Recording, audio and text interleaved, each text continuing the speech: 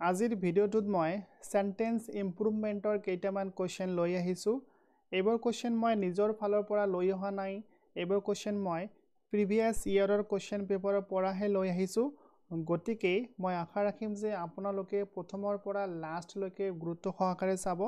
যাতে আপোনালোকৰ কনসেপচন খিনি ক্লিয়াৰ হয় আৰু লগতে ময়ো ভালদৰে এক্সপ্লেইন কৰিম যাতে আপোনালোকৰ কনসেপচন খিনি ক্লিয়াৰ হয় কাৰণ কনসেপচন ক্লিয়াৰ নোহোৱাকৈ কেতিয়াও এক্সামিনেশনত ভাল নম্বৰ স্কোৰ কৰাটো সম্ভৱ নহয় সো এনেকুৱা ধৰণৰ কনসেপচনাল ভিডিঅ'বোৰ পাই থাকিবলৈ আপোনালোকে মোৰ চেনেলটো সাবস্ক্ৰাইব কৰি ল'ব পাৰে লগতে ভিডিঅ'বোৰ যদি আপোনালোকক ভাল লাগে তেনেহলে লাইক কৰিব আৰু শেয়াৰ কৰিবলৈ কেতিয়াও নাপাহৰিব সো তেনেহলে মই লেট নকৰাকৈ স্টাৰ্ট কৰি দিছো মই প্ৰথম কোৱেশ্চনৰ পৰা স্টাৰ্ট কৰিলো First question to likha ase select the most appropriate option to substitute the underlined segment in the given sentence. If no substitution is required, select no improvement. That means yet koa hoise je tolot eta sentence dia ase aru yet underlined segment eta dia ase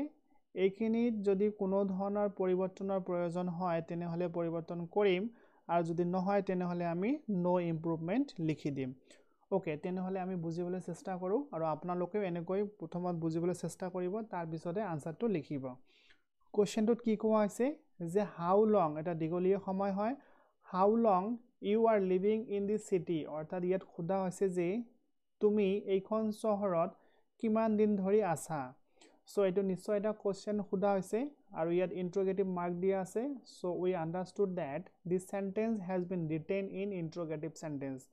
আৰু আমি সকলোৱে জানো যে ইন্টাৰোগেটিভ sentence এটা লিখিবলৈ হলে আমাৰ যেটো স্ট্ৰাকচাৰ হয় হেতু কেনেকুৱা বা কেনে ধৰণৰ হ'ব লাগে সেন্টেন্সৰ স্ট্ৰাকচাৰ হ'ব লাগিব সাবজেক্টৰ সন্মুখত থাকিব লাগিব হেল্পিং ভাৰ্ব ওকে তাৰ পিছত মেইন ভাৰ্ব বা বাকি শব্দবোৰ লিখাৰ পিছত কোৱেশ্চন মাৰ্ক লিখিব লাগিব মই ৰিপিট কৰি দিছো এবাৰ যে ইন্টাৰোগেটিভ সেন্টেন্স এটা হ'বলৈ হলে সাবজেক্টৰ সন্মুখত হেল্পিং ভাৰ্ব লিখিব লগা হয় কিন্তু এই সেন্টেন্সটোত কি হৈছে সাবজেক্টটো দিয়া আছে ইউ কিন্তু সাবজেক্টৰ সন্মুখত থাকিব লাগিছিল হেল্পিং ভাৰ্ব আৰ কিন্তু ইয়াত হেল্পিং ভাৰ্বটো ইয়াত দিয়া নাই ইয়াত যেটো হেল্পিং ভাৰ্ব ব্যৱহাৰ কৰা হৈছে আৰ হেতু সাবজেক্টৰ পিছত দিয়া আছে সো এইখিনিতে হয়তো আপোনালোকে গেছ কৰিছে বা অনুমান কৰিছে যে আৰটো ইয়াত লিখি দিলে শুদ্ধ হৈ যাব সো এনেকুৱা ধৰণৰ ভুল আপোনালোকে নকৰিব আপোনালোকে ভালদৰে বুজিবলৈ চেষ্টা কৰিব মই বুজাই দি আছো ওকে সো এটি আমি অপশন লৈ এবাৰ যাম ইয়াত অপশন এ দিয়া আছে কি প্ৰথমত r2 দিয়া আছে অৰ্থাৎ এইটো আৰ প্ৰথমত দিয়া আছে সাবজেক্টৰ সন্মুখত ঠিকই আছে এখিনি লৈকে দেন তাৰ পিছত ভাৰ্বৰ ফাৰ্স্ট ফৰ্ম দিয়া আছে সো ইয়াত যেটো আমি স্ট্ৰাকচাৰ দেখা পালো কি স্ট্ৰাকচাৰ দেখা পালো যে helping verb then subject then ভাৰ্বৰ ফাৰ্স্ট ফৰ্ম আৰু হেল্পিং ভাৰ্বটো দিয়া আছে r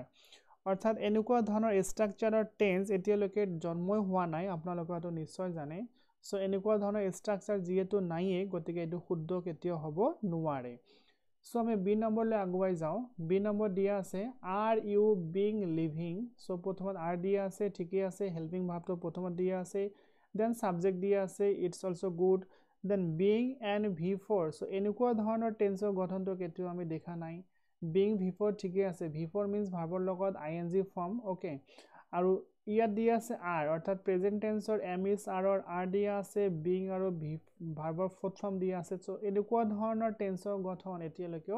জন্ম হোৱা নাই বা এনেকুৱা ধৰণৰ টেন্সৰ স্ট্ৰাকচাৰ নাই সো এইখিনিতে ক্লিয়াৰ হৈ গল যে এটো অপচনো শুদ্ধ নহব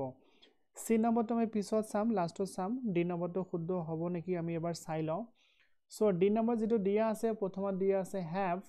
have এটা হেল্পিং ভাৰ্ব হয় ওকে দেন ইয়াত দিয়া আছে subject it is also good then দিয়া আছে ভাৰ্বৰ থাৰ্ড ফৰ্ম ওকে সো ইয়াত এটা টেন্সৰ যেটো গঠন দিয়া আছে এটো প্ৰেজেন্ট পাৰফেক্ট টেন্সৰ গঠন হয় এনেটো আমি বুজাই পালো যে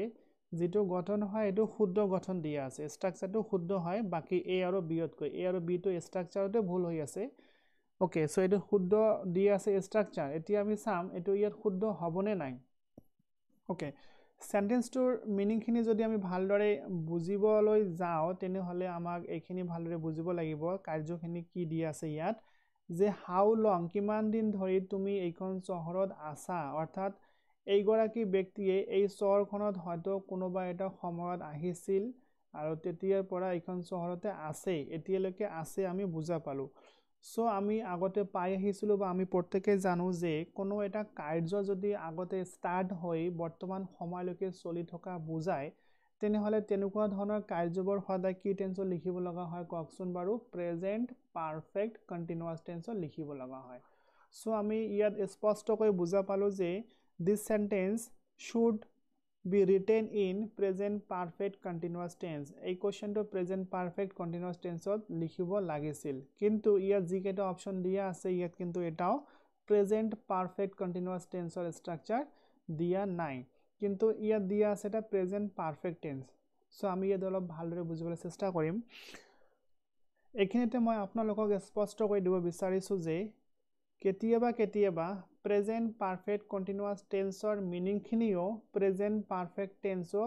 পূৰণ কৰিব পাৰে বা প্ৰকাশ কৰিব পাৰে সো এই স্ট্ৰাকচাৰ যদি আমি ইয়াত লগাই দিও যে how long have you lived in this city এইখিনি কোশ্চেনৰ মিনিংও একে হ'ব যদি আমি লগাই দিও যে how long have you bin যদি আমি লিখি দিও প্ৰেজেন্ট পাৰফেক্ট কন্টিনিউয়াস টেন্সত যে হাউ লং তাৰ পিছত ইয়াত হ্যাভ ইয়াত ইউ দিয়া আছে ইয়াত বিন দিম দেন লিভিং দিয়া আছে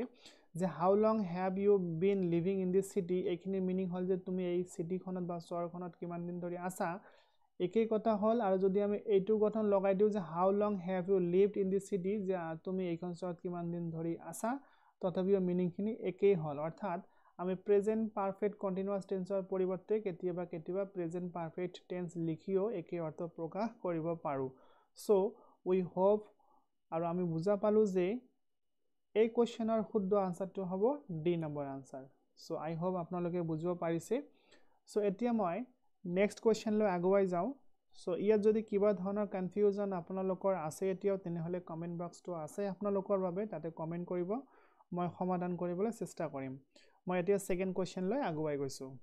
Select the most appropriate option to substitute the underlined segment in the given sentence. If no substitution is required, select no improvement. আগৰ কোশ্চেনটো নিচিনাই হয় ইয়াত যদি সেন্টেন্স দিয়া আছে ইয়াৰ পৰা স্টাৰ্ট হৈছে আৰু আন্ডাৰলাইন খিনি ইয়াত দিয়া আছে সো আমি সেন্টেন্সটো এবাৰ পঢ়ি লম তাৰ পিছত আমি ভালদৰে বুজিবলৈ চেষ্টা কৰিম আগৰ নিচিনাকৈ ওকে দি ফিমেল ostrich means উট পক্ষী হয় দি ফিমেল ostrich guards means পহৰা দিয়া the nest মানে হল বা চৰাইৰ বা at night অৰ্থাৎ কি কোৱা আছে যে ফিমেল অস্ট্ৰিচ যেটো আছে এটো পহৰা দিয়ে কিহৰ পহৰা দিয়ে the nest অৰ্থাৎ চৰাইৰ বাটো পহৰা দিয়ে at night ৰাতি and আৰু কি কৈছে the male অৰ্থাৎ ফিমেলটো ৰাতি পহৰা দিয়ে কিন্তু মেল যেটো অস্ট্ৰিচ আছে পুৰুষ বা মতা যেটো উট চৰাই আছে হেটো কি কৰে গাৰ্ড পহৰা দিয়ে ইট মানে নেষ্টৰ কথা কোৱা আছে ইন দি ডে অৰ্থাৎ দিনত সো আমি কি বুজা পালো ইয়াত আমাৰ বিষয়বস্তুখিনি হল যে ফিমেল অস্ট্ৰিচে গাৰ্ড দিয়ে পহৰা দিয়ে নেষ্টক ৰাতি সময়ত আৰু মেল অস্ট্ৰিচে পহৰা দিয়ে কেতিয়া দিনৰ সময়ত ওকে সো আমাৰ ইয়াত কি ভুল আছে না নাই আমাক চাব লাগিব সো আমি এইখিনিতে আগত বুজি লও ফিমেল অস্ট্রিচ গার্ডস এটো থার্ড পারসন সিঙ্গুলার নাম্বার হয় আপোনালোকে first person second person third person নিশ্চয় জানে এটো থার্ড পারসন সিঙ্গুলার নাম্বার হয় থার্ড পারসন সিঙ্গুলার নাম্বার যদি হয় তেনে হলে তাৰ পিছত যেটো আমি ভাৰ্ব প্ৰেজেন্ট ইনডিফিনিট টেন্সত লিখিব বিচাৰিম হেতু সদায় ভাৰ্বৰ ফিফথ ফৰ্মত লিখিব লগা হয় অৰ্থাৎ ভাৰ্বৰ লগত s নহলে es যোগ দিব লগা হয় ঠিক তেনেকৈ প্ৰথম সেন্টেন্সটো ইয়াত সমাপ্ত হৈছে নেক্সট আৰু এটা সেন্টেন্স ইয়াৰ পৰা স্টাৰ্ট কৰা হৈছে আৰু এই সেন্টেন্সটো সাবজেক্টটো হল দি মেল অস্ট্ৰিচ ইয়াত লিখা হোৱা নাই কিন্তু মেল অস্ট্ৰিচৰ কথা ইয়াত কোৱা আছে সো মেল অস্ট্ৰিচে কি কৰে গাৰ্ড দিয়ে অৰ্থাৎ পহৰা দিয়ে সো মেল অস্ট্ৰিচো কি হয় আমাৰ third person singular number subject হয় আৰু এটো যেটো প্ৰেজেন্ট ইনডিফিনিট টেন্সত লিখা হৈছে গতিকে এটোকো প্ৰেজেন্ট ইনডিফিনিট টেন্সত লিখিব লাগিব সো কি কৰিব লাগিব সাবজেক্টটো যেটো থাৰ্ড পাৰসন সিঙ্গুলাৰ নাম্বাৰ হৈছে গতিকে আমাক কি কৰিব লাগিব গাৰ্ডৰ লগত s বা es যোগ দিব লাগিব কাৰণ থাৰ্ড পাৰসন সিঙ্গুলাৰ নাম্বাৰ হলে ভাৰ্বটো আমাৰ প্ৰেজেন্ট ফৰ্মত কি লিখিব লগা হয় ভাৰ্বৰ ফিফথ ফৰ্ম কিন্তু ইয়াত কোশ্চেনত দিয়া আছে ভাৰ্বৰ ফাৰ্স্ট ফৰ্ম গাৰ্ড দিয়া আছে সো আমাক গাৰ্ডস লিখিব লাগিব সো এইখিনি আমি ভালদৰে বুজা পালো আমি আগত অপচন লৈ চাও অপচন ইয়াত গার্ড দিয়া আছে সো এটোটো ভুল হবে গল ইয়াত গার্ডিং দিয়া আছে এটো নহব এই কোশ্চেনটো দিয়া আছে গার্ডস গতিকে এটো ভাৰ্বৰ ফিফথ ফৰ্মত দিয়া আছে সো এটোৱে শুদ্ধ হ'ব তাৰ পিছত ইট দিয়া আছে ইন দি ডে নিলিখি আমি ডিউৰিং দা ডে লিখিব পাৰো গতিকে ডিউৰিং দা ডে লিখিব লাগিব সো ইমান দূৰ চাবলৈ দৰকাৰে নাই প্ৰয়োজন নাই আমি প্ৰথমতে পাই গলো আনসাৰটো গতিকে এটো হ'ব শুদ্ধ আনসাৰ সো আপোনালোকে ভালদৰে মনত ৰাখিব সেন্টেন্স ইমপ্ৰুভমেন্ট যিকোনো ধৰণৰ হ'ব পাৰে যিকোনো ধৰণৰ ভুলকৈ দিয়া থাকিব পাৰে গতিকে আপোনালোকে গ্ৰামাৰৰ নলেজবোৰ অলপ ভালদৰে বঢ়াই ল'ব ভালদৰে ষ্টাডি কৰিব তেতিয়াহে এইবোৰ ভালদৰে আপোনালোকে পাব সো এতিয়া মই নেক্সট কোৱেশ্চনলৈ আগুৱাই গৈছো select the most appropriate option to substitute the underlined segment মই কোৱেশ্চনটো নবহো ভিডিওটো ডাঙৰ হৈ যাব আগৰ নিচিনাকৈ ইয়াত খুদিছে সো ইয়াত আমাৰ সেন্টেন্সটো স্টাৰ্ট হৈছে ইয়াৰ পৰা সো ইয়াৰ পৰা ইয়ালৈ এটা সেন্টেন্স দিয়া আছে আৰু আন্ডাৰলাইন খিনি আমাক ভালদৰে চাব লাগিব সো মই পঢ়ি দি আছো যে biologists believe that increased human activity means an accelerated rate of change in habitat for all creatures of the world okay so ইয়াত কোনো ধৰণৰ ইমপ্ৰুভমেন্টৰ প্ৰয়োজন নাই আমি অপচনবোৰলৈ এবাৰ যাম আগত সো ইয়াত কি কৈছে প্ৰথমত আমি এ নম্বৰটো পিছত চাম কাৰণ নো ইমপ্ৰুভমেন্ট লিখা আছে বি নম্বৰত কি দিয়া আছে human activity meant an accelerated rate in change so ইয়াত meant দিয়া হৈছে আমাৰ সেন্টেন্সটো এবাৰ চাও ইয়াত biologists believe that এটো আমাৰ believe এটো সাবজেক্ট হয় এটো প্ৰেজেন্ট ইনডিফিনিট টেন্সত লিখা আছে আৰু এটো আমাৰ সাবঅৰ্ডিনেট ক্লজ হয় গতিকে যদি আমাৰ প্ৰিন্সিপাল ক্লজটো প্ৰেজেন্ট ইনডিফিনিট টেন্সত হয় তেনেহলে সাবঅৰ্ডিনেট ক্লজটো আমাৰ প্ৰেজেন্ট ইনডিফিনিট টেন্সত হ'ব লাগিব সো প্ৰেজেন্ট ইনডিফিনিট টেন্সত লিখিবলৈ হলে মিন্স থাকিব লাগিব গতিকে মিন্স দিয়া আছে আৰু ইয়াত মিন্ট দিয়া আছে ভাৰ্বৰ সেকেন্ড ফৰ্ম দিয়া আছে পাস্ট ফৰ্মত লিখা হৈছে গতিকে এটো শুদ্ধ নহব ইয়াত ভুল হ'ব গতিকে এটো অপচন শুদ্ধ হ'ব নোৱাৰে next দিয়া আছে human activities mean an accelerated rate from change so human activities optionত আমাৰ দিয়া নাই আমাৰ দিয়া আছে human activity so এইখিনিতে ইয়াত ৰং হৈছে আৰু লগতে rate off হ'ব ৰেটৰ লগত ইয়াত ফৰ্ম দিয়া আছে ৰেটৰ লগত অফ হয় ফৰ্ম নহয় গতিকে ইয়াতো ভুল দিয়া আছে ইয়াতো ভুল দিয়া আছে গতিকে এটো অপচন শুদ্ধ নহব ভুল হ'ব নেক্সট দিয়া আছে option number D human activity is meaning an accelerated rate of change so আমি আকৌ দেখা পালো যে টেন্সৰ ইয়াত পৰিৱৰ্তন কৰা হৈছে human activity is meaning অৰ্থাৎ ইয়াত প্ৰেজেন্ট কন্টিনিউয়াস টেন্সৰ লিখা হৈছে আমাৰ সেন্টেন্সটো যেটো আমাৰ প্ৰিন্সিপাল ক্লজ দিয়া আছে আমাৰ এটো দিয়া আছে প্ৰেজেন্ট ইনডিফিনিট টেন্সত সো এইখিনি আমাৰ প্ৰেজেন্ট ইনডিফিনিট টেন্সত হ'ব লাগিব আৰু ইয়াত প্ৰেজেন্ট ইনডিফিনিট টেন্স দিয়াই আছে আৰু ইয়াত দিয়া আছে প্ৰেজেন্ট কন্টিনিউয়াস টেন্স গতিকে টেন্সৰ পৰিৱৰ্তন হলে শুদ্ধ নহব সো এটো অপচন কি হ'ব আমাৰ ভুল হৈ যাব তেনে হলে আমাৰ ইয়াত যিখিনি দিয়া আছে সম্পূৰ্ণ ঠিকে দিয়া আছে যদি ঠিকে আছে তেনে হলে ইমপ্ৰুভমেন্ট কৰা কোনো প্ৰয়োজনে নাই সো আনসাৰ এ হ'ব শুদ্ধ আনসাৰ আপোনালোকে ভালদৰে মনত ৰাখিব এতিয়া মই নেক্সট কোৱেশ্চন লৈ আগুৱাই গৈছো সো ইয়াতো আগৰ নিচিনাকৈ খুদিছে যে ইয়াত আন্ডাৰলাইন কৰা ওয়াৰ্ড আছে বা সেন্টেন্স আছে যিবোৰ চেঞ্জ কৰিব লাগিব সো মই ডাইৰেক্ট কোৱেশ্চন লৈ আগুৱাই আহিছো question number 1 it's high time that you go home so ইয়াত ভালদৰে মনত ৰাখিব লাগিব ইয়াত কোৱা হৈছে গোৰ কোনো পৰিৱৰ্তন হ'ব নেকি হেকিনি আমাক বিচাৰিছে ইয়াৰ পৰা সো ইয়াত আপোনালোকে মনত ৰাখিব যে it's high time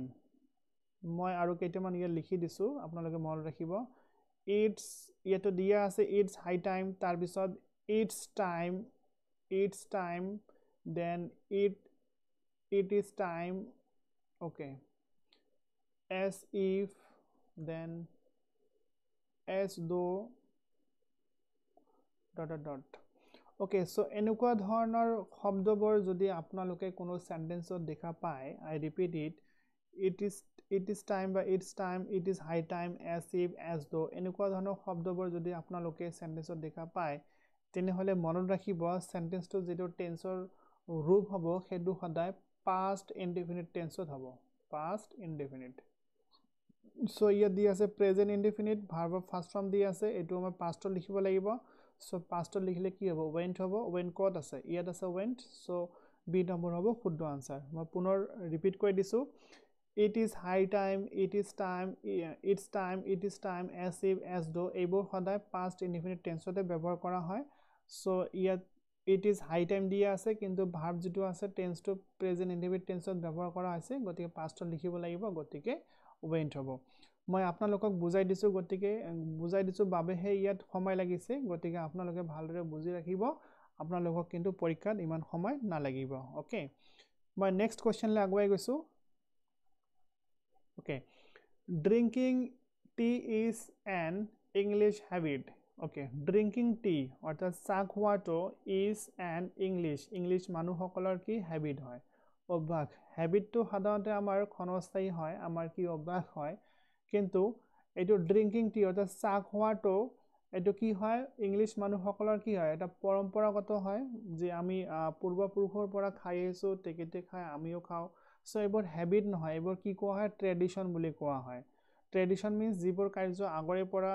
চলি আহি আছে এতিয়ালৈকে সেইবোৰ ট্ৰেডিশন বুলি কোৱা হয় পৰম্পৰাগতভাৱে চলি থকা কাৰ্যবোৰ আৰু চাহ খোৱা কাৰ্যবোৰ আগৰে পৰা চলি আছে এতিয়ালৈকে আমি চাহ খাই আছো গতিকে এইবোৰ হেবিট নহয় হেবিট যেনেকুৱা swimming is a good habit ক্ষণস্থায়ী বস্তুবোৰ exercise is a good habit এইবোৰ হেবিটত লিখিম কিন্তু drinking T is an English tradition ক'ব লাগিব হেবিট নহ'ব ইয়াত আপোনালোকে এইবোৰ মনত ৰাখিবলৈ চেষ্টা কৰিব Question number 3 He is wanting in a little common sense okay কি কোৱা আছে he is wanting want শব্দটো অৰ্থ হৈছে অভাৱ he is wanting in a little common sense so ইয়াত ইমপ্ৰুভমেন্ট কৰিবলৈ হলে wanting নহয় কেতিয়াও wanting লিখিব নালাগে so he lacks লিখিব লাগিব he lacks a little common sense এইখিনি লিখিব লাগিব he lacks a little common sense কিন্তু ইয়াত দুটা সেন্টেন্স দিয়া আছে is lacking in আমি দুটা ইয়াত শুদ্ধ যেন পালো মোৰ হিচাপত lacks he lacks a little common sense শুদ্ধ হ'ব আৰু লগতে he is lacking in a little common sense দুটাই শুদ্ধ হ'ব গতিকে ইয়াত কনফিউজন আছে মোৰ হিচাপত lacks to বেছিকৈ শুদ্ধ হোৱাৰ চান্স আছে এটুতকৈ যি নহওক আপোনালোকে যদি wanting চাই wanting অৰ ঠাইত সদায় lacks শব্দটো আহে এখিনি আপোনালোকে ভালদৰে মনত ৰাখিব যে he lacks a little common sense lacks means অভাৱ okay তেখেতৰ common sense অৰ অভাৱ wanting নহব ইয়াত lacks হ'ব okay next question number 4 he lives far from the station অৰ্থাৎ তেখেতে থাকে far দূৰত from the stationৰ পৰা দূৰত থাকে আঁতৰত থাকে so question টো পঢ়ি পেলাই মই চালো ইয়াত ইমপ্ৰুভমেন্টৰ প্ৰয়োজন নাই নেকি সাগে চাও এবাৰ কি দিয়া আছে away from the station লিখাৰ প্ৰয়োজন নাই far শব্দটোৰ মিনিং হয় দূৰত গতিকে ইয়াত শুদ্ধ আছে far from লগত from হয় দূৰত হয় from পৰা কাৰ পৰা হয় ষ্টেচনৰ পৰা হয় so ইয়াত শুদ্ধ আছে ইয়াত চেঞ্জ কৰাৰ প্ৰয়োজন নাই ইয়াত কোনো ধৰণৰ প্ৰয়োজন নাই গতিকে এটো শুদ্ধ হয় ইয়াত কি হ'ব নো ইমপ্ৰুভমেন্ট হ'ব Next দিয়া আছে Mumbai is famous because of its textiles okay so Mumbai is famous means বিখ্যাত Mumbai বিখ্যাত হয় because কাৰণ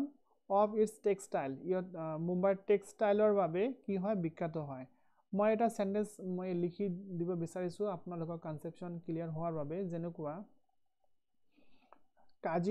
কাজিৰঙাৰ কে লিখিছো মই কাজিৰঙা is famous